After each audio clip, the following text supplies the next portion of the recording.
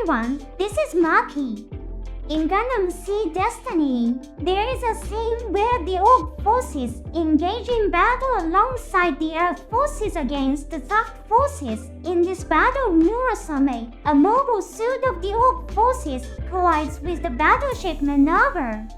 Additionally, Tode, the commander of the aircraft carrier Takemi Kazuchi, loses his life due to an attack by the Sword Impulse Gundam.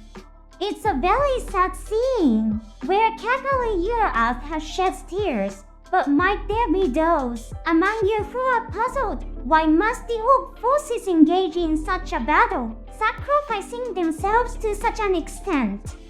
In Gundam Seed, there are scenes where they fight to protect the Orb homeland from the attacks of the Earth Alliance forces. The Orb forces and the cooperating Buster Gundams, who are desperately battling to protect their country, are portrayed. It's a scene where their determination to fight with a resolve unto death can be understood. However, in the battles depicted in Seed Destiny, such circumstances do not seem to exist. It doesn't seem like there is enough reason to fight for the Earth forces to the extent of throwing away their own lives. As Dark Elsman said during the final battle of Seed Destiny, options like just solely get defeated and retreat also existed.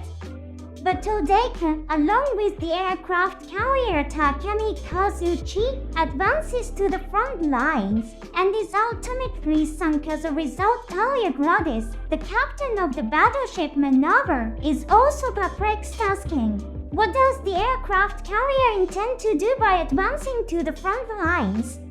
In the novel version, a little more detail about the circumstances of this battle is discussed. The Orb forces are a nation with top-class military power. In the world of cosmic era, this aspect is somewhat difficult to comprehend through verbal explanation alone. This element is prominently reflected in the Gundam typeface. This face design is commonly seen in the Earth Alliance's GT X series and Zaft Second Stage series, among others.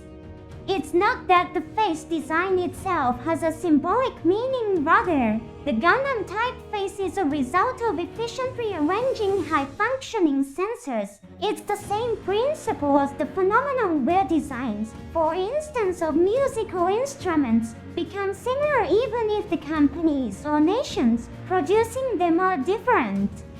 Although the Gundam typeface is superior in performance, it has a fatal flaw. It is extremely expensive. Therefore, the Earth Alliance and Zaft do not adopt this face for their mass-produced mobile suits.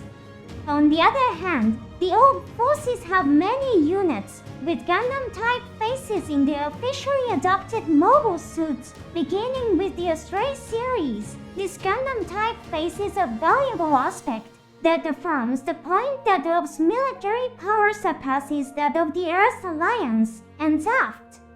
The battle depicted in Seed Destiny is where the Orb, with all the aforementioned characteristics, ends up fighting alongside the Earth Alliance. The Orb's soldiers, following the orders of Yunaoma Siran, who has become the supreme leader, engage in battle with Zaft's maneuver. While they are in a position where they must obey orders as soldiers, they hold a certain thought in their hearts: we must protect our homeland, Orb, from the ravages of war. This leads to the actions taken by Tode and his peers. Why must Orb fight against maneuver? One reason is that they are the enemy of the Earth Alliance, which has become an ally. Another reason is the necessity to defeat the heroes of the Zaft army, who are the perpetrators of the Junior 7 drop incident. Of course, we, the viewers, know this information to be false. It is malicious information for readers, starting with Lord Dibril, to wage war. The soldiers of Orb also know the truth through Kakali, who was aboard the maneuver amidst the destruction activities of Junior 7. However, to those who harbor hatred towards Zaft, this is the truth. Even in the anime, Taka says our actions are an ungrateful injustice. As discussed earlier, the ultimate goal of all soldiers is to protect their homeland from the flames of war. What kind of results need to be produced for that purpose is discussed in the novel version.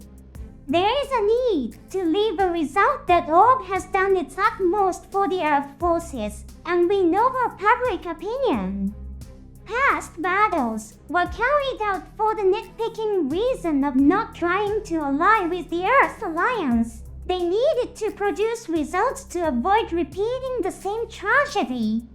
Among the old warships that fought with the Earth Alliance, the aircraft carrier Takemikazuchi was the latest battleship also. The deployed pilots were all elites. Ikeani Shizawa and Goku defeated the Chaos Gundam are described as ace pilots in the novel version. By dispatching the latest firepower and the strongest personnel, achieving significant military gains, and creating the fact that Orb has worked hard enough, their goal was to build relations with the Earth Alliance. Although the battlefield was a distant sea away from Orb, behind them was the land of their homeland. Suddenly, Todeka was not pleased with the idea of Orb's soldiers losing their lives for the Earth Alliance. However, Yuna, prioritizing appearances, volunteers to take the role of initiating the first attack against the soft forces. Furthermore, on the actual battlefield, Todeka takes actions while holding his comrades' lives in high regard.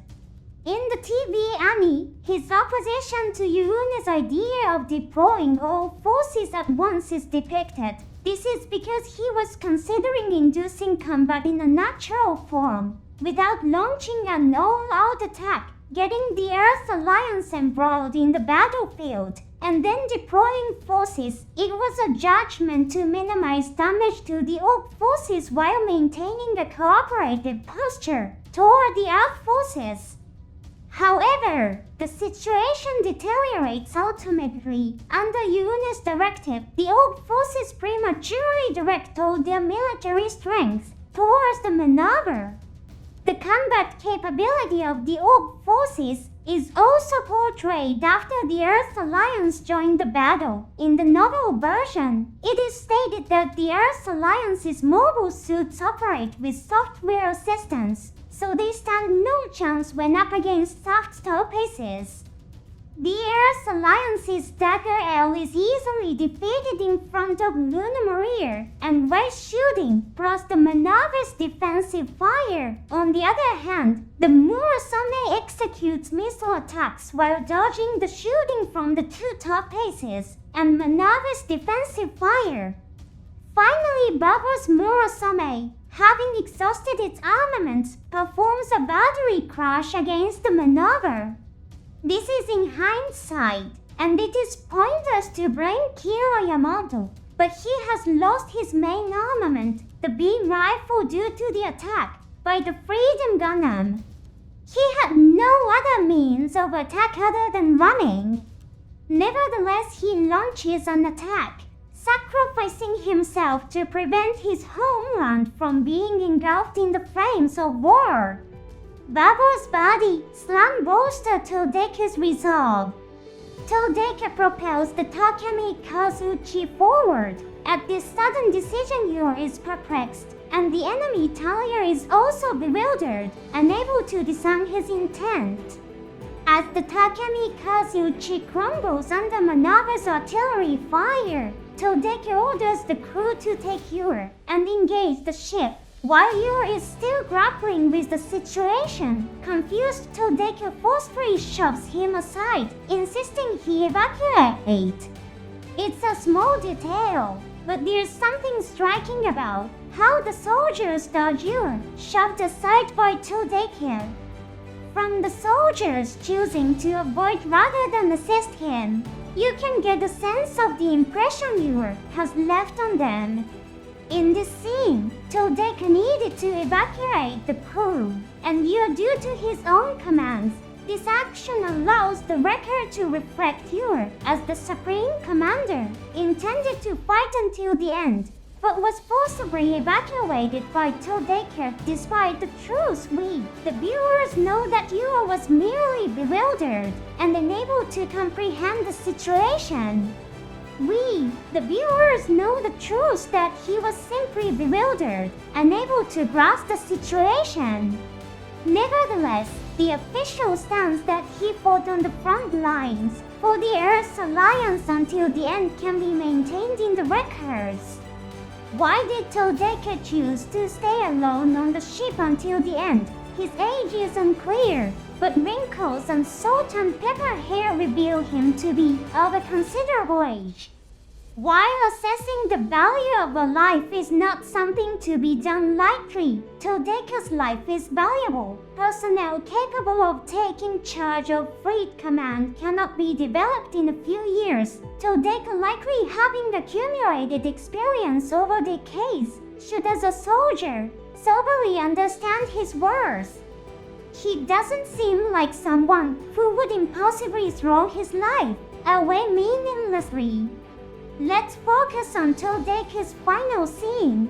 He's near a window in fiction. When a ship sinks, scenes often depict the captain seated in the captain's chair or spending their final moments in the captain's quarters.